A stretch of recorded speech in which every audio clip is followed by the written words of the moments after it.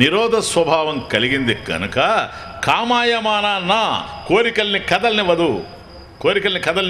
కదిలిందనుకోండి అది వచ్చి అడ్డుపడుతుంది. ఎందుకని? అది నిరోధ స్వభావం కనుక. ఎంత అద్భుతమైనటువంటి సూత్రం! కనుక నిరోధ స్వభావం కనుక కోరికల్ని కదలనివ్వదు. కాబట్టి భక్తిని మనం తయారు చేసుకుంటే, భక్తి పెరుగుతూ ఉంటే కామం నశిస్తుంది. అందువల్లనే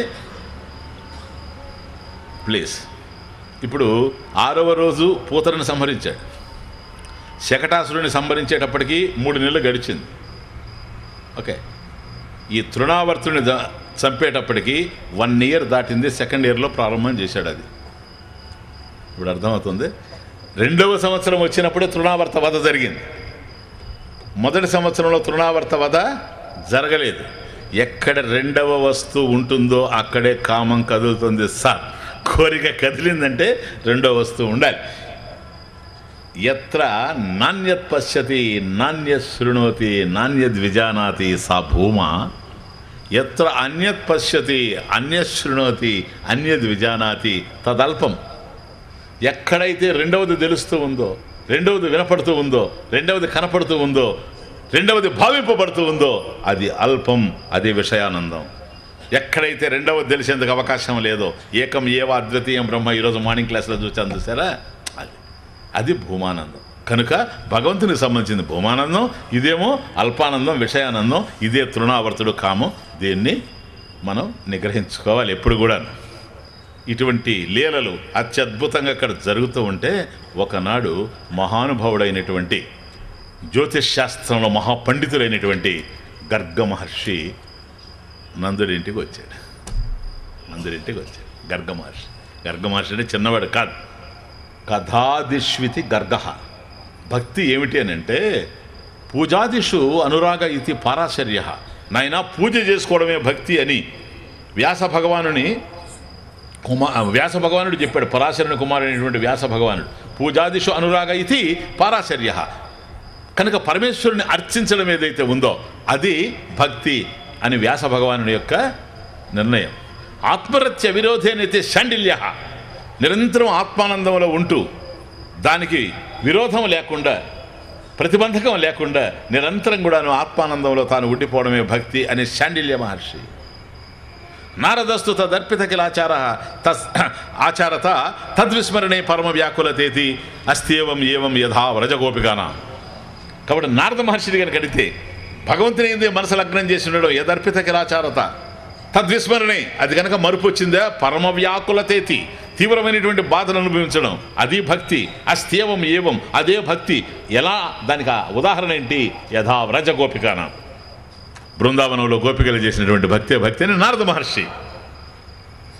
స్వామిని అడిగామనుకో శంకరాన్ని, స్వస్వరూపానుసంధానం భక్తిరీత్యా అభిధీయతే. నాయన ఆత్మానుసంధానమే భక్తి అని శంకరుడు వారి అభిప్రాయం. ఈయన దగ్గరికి వెళితే గర్గ మహర్షి, అయ్యా నువ్వేం చెబుతావు అంటే కథాదిష్వితి గర్గ. కథాదిషు ఇతి. నాయన ఎక్కడైతే భగవత్ కథాశ్రవణం ఈ విధంగా జరుగుతుందో అక్కడ మనసును లగ్నం చేసి ఉండడమే భక్తి అని అనుభవంలో నుంచి చెప్పాడు కనుక మహానుభావుడు. ఆ గర్గ మహర్షి జ్యోతిష్ శాస్త్రంలో నిష్ణాతుడైనటువంటి మహాపండితుడు. ఆయన వచ్చాడు నందుడింటికి. మహాత్ముల రాక ప్రపంచంలో వసంత ఋతువు వస్తే ప్రపంచం ఎట్లా ఉంటుందో మహాత్ముల యొక్క దర్శనం జీవితంలో అట్లా ఉంటుంది అన్నాడు శంకర. శాంతో మహాంతో నివసంతి సంతో వసంతవత్ లోకహితం చరంతః. వసంత ఋతువు వచ్చినప్పుడు చెట్లల్లో చిగురిస్తూ ఉంటే ఆ వసంత ఋతువు సమయంలో ప్రకృతి ఏ విధంగా అయితే పరవశించి ఉంటుందో అట్లాగే శాంతో మహాంతో నివసంతి సంతః. శాంతులు, మహాత్ములు, సంత పురుషులు ఇట్లా నివసిస్తుంటారు. ఎట్లా? వసంతవత్ లోకహితం చరంతః. వసంతవత్, వసంత ఋతువు ఏ విధంగా అయితే అందరికీ ఆనందాన్ని ఇస్తూ ఉంటుందో, కోయిలలకు కూడా కుహు కుహు అనేవి కూసేది వసంత ఋతువులోనే. అటువంటి వసంత ఋతువు యావత్ ప్రపంచాన్ని ఎట్లాగైతే ఆనంద డోలికల్లో ఊపుతూ ఉంటుందో అట్లాగే మహాత్ములు వసంతవత్ లోకహితం చరంతః. కాబట్టి లోకానికి హితం చేస్తూ మేలు చేస్తూ మహాత్ముల జీవితం అంతా కూడాను లోక కళ్యాణార్థమే ఖర్చు పెట్టేటువంటి వాళ్ళు కనుక వసంతం వస్తే దానికి రెండవ పని లేదు, ప్రకృతిని పరవశింపజేయడం తప్ప. మహాత్ములు వచ్చారు మన జీవితాల్లో కంటే వాళ్ళకి రెండవ కార్యమే లేదు, రెండవ ప్రయోజనమే లేదు, మన జీవితాల్ని తరింపజేయడం తప్ప, బ్రతుకుని భగవన్మయంగా మార్చడం తప్ప. అప్పుడు అనుకుంటాడట నందుడు, ఆహా ఈరోజు ఈ మహాత్ముడు పిలవకనే వచ్చాడు కదా, ఎంత గొప్ప విషయం నా జీవితంలో అని. ఇప్పుడు ఒక మాట అన్నాడు, పోతన పద్యం. ఇది మీకు అందరికీ తెలుసు, అందరికీ తెలుసు, కానీ ఇక్కడ ఉందని తెలియదు. వెంటనే నమస్కరించి అన్నాడు, ఊరకరారు మహాత్ములు. మనకు తెలిసిన అర్థం వేరే. చూడండి, నందుడు ఇంటికి గర్గ మహర్షి వచ్చినప్పుడు ఆయన్ని స్తుతిస్తూ ఈ పాడితే మన వల్ల ఇప్పుడు ఎవడు కొంపలు ముంచడానికి వస్తాడు, వాడిని చూసి ఆయన ఊరకరారు మహాత్ములు రండి రండి రండి. ఊరకరారు మహాత్ములు వారథముల ఇండ్ల కడకు వచ్చుటలెల్లను కారణము మంగళములకు నీరాక శుభంబు మాకు నిజము మహాత్మా. ఏ మహాత్మా, నీ నిజము వాస్తవం చెప్తున్నా. మహాత్ములు అనేటువంటి వాళ్ళ ఊరికే రారు, వాళ్ళు గనక వచ్చారా ఏదో ప్రయోజనం ఉంటుంది. ఎవరికి ప్రయోజనం? ఎక్కడికి వాళ్ళు వస్తే అక్కడ ప్రయోజనం. ఎక్కడ గాలి వీస్తూ ఉంటే హాయిగా ఉంటుంది, ఎక్కడ మహాత్ములు తిరుగుతూ ఉంటే జీవితం ఆనందంగా ఉంటుంది. ఒక సరోవరంలో గనక చేపలు ఎక్కువగా ఉంటే ఆ నీళ్లు స్వచ్ఛంగా ఉంటాయి. సమాజంలో కనుక మహాత్ములు ఉంటే ఆ సమాజం కళ్యాణకరంగా ఉంటుంది. అది ఇంకే లేదు. కనుక ఊరకరారు మహాత్ములు, వాళ్ళు ఊరికే వచ్చేవాళ్ళు కాదు, పిలిస్తే వచ్చేవాళ్ళు అసలే కాదు.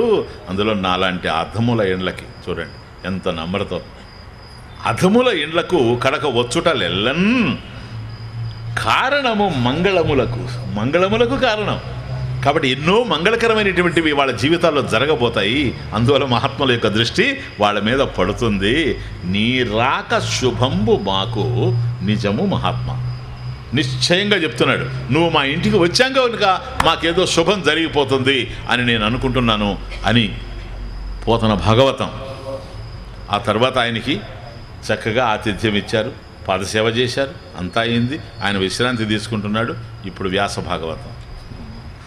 నందుడు వచ్చి దగ్గరగా వచ్చి ఆయనకి నమస్కరించి, ఆయన పాదాలకు నమస్కరించి గర్గ మహర్షితో ఒక మాట అన్నాడు, త్వం హి బ్రహ్మవిదాం శ్రేష్ఠః, త్వం బ్రహ్మవిదాం శ్రేష్ఠః హి.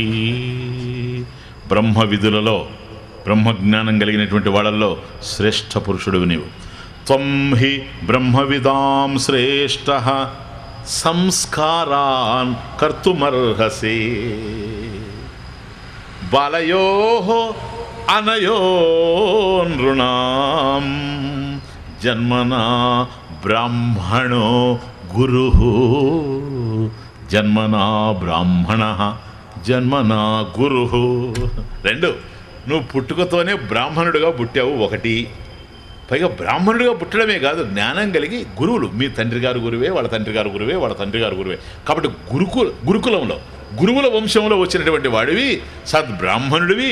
అట్లాంటి వాడివి నువ్వు మాకు దొరికావయ్యా. త్వం హి బ్రహ్మవిదాం శ్రేష్ఠ, బ్రహ్మవిధులు శ్రేష్ఠమైనటువంటి వాడివి. కనుక ఒక్క పని, బాలయో రణయో నృణాం. అప్పుడే వాళ్ళిద్దరు ఆడుకుంటూ తిరుగుతున్నారట బలరాముడు కృష్ణుడు. అదిగో ఆ పిల్లలు ఇద్దరు చూచారా, ఆ పిల్లలు వాళ్ళు మా బిడ్డలు. బలరాముడు కృష్ణుడు ఆడుకుంటున్నారు, ఇంకా వాళ్ళ పేర్లు రాలే ఇప్పటి వరకు. వాళ్ళు మా పిల్లలు, వీళ్ళకి సంస్కారాన్ కర్తుమర్హసి. నామకరణ సంస్కారం అది. ఇప్పుడు కోలారు బంగారు గనులు అనుకోండి. గనుల్లో నుంచి బంగారం తీసిన తర్వాత దాన్ని సంస్కరిస్తే కానీ ఉపయోగపడదు. పుటం వేయాలి, అది వేయాలి, ఇది వేయాలి, సంస్కరిస్తే ఉపయోగపడుతుంది. తల్లి గర్భంలో నుంచి వచ్చిన ప్రతి బిడ్డకి, అసలు తల్లి గర్భంలో ఉన్నప్పుడే జరుగుతూ ఉంది సంస్కారం. మనం చెప్పాను మీకు, సీమంతం వంశవనం దగ్గర నుంచే స్టార్ట్ అయిపోయింది. జాతకర్మ, పుట్టిన తర్వాత నామకరణము, అన్నీ ఎవ్రీథింగ్, ఎంతవరకు అంత్యేష్టి వరకు. చివరికి శ్మశానంలో దగ్ధం చేసేంత వరకు సంస్కారాలు, అంటే జీవుణ్ణి సంస్కరించేటువంటి ఈ పద్ధతులు 44 ఉన్నాయి ముఖ్యంగా. దాంట్లో ఇదొకటి.